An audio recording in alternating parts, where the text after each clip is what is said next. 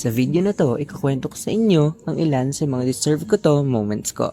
Deserve ko to moment number 1. Naranasan nyo na ba na mag-review sandali tapos magpahinga ng buong araw kasi deserve natin? Tipong mas mahaba pa yung pahinga kaysa sa pagre-review. I walked through the door with you. The air was cold.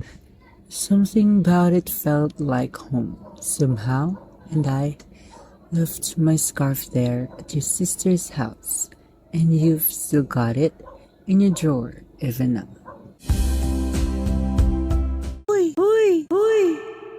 At dahil BA Broadcasting ang kinuha naming course, talaga namang puro kami production. Gang, gang! Oh, after isang oras, dapat may news item na kayo Tapos muna na kayo sa broadcasting room pagkatapos.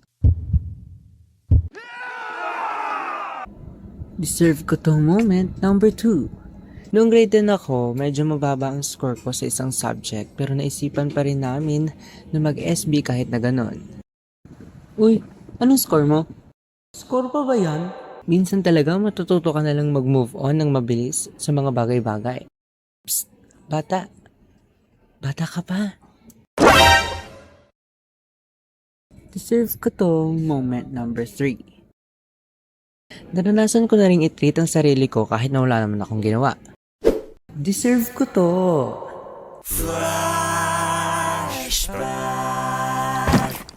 Ring, ring, ring! Tumayo ka na dyan at madami ka pang gagawin today. Akala mo wala kang gagawin, nagkakamali ka!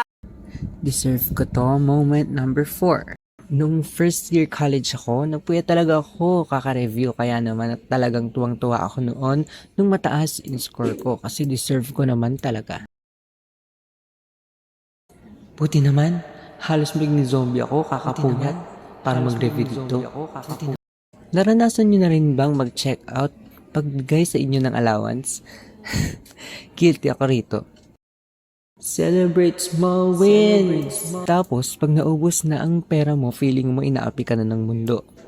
May mga negative effects talaga ang deserve ko to thinking. Pero kung tama i-apply, very good yan.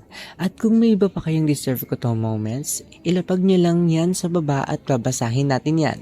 Peace, yo! Mag-subscribe na rin kayo sa aking YouTube channel at i-follow nyo ko sa aking mga social accounts.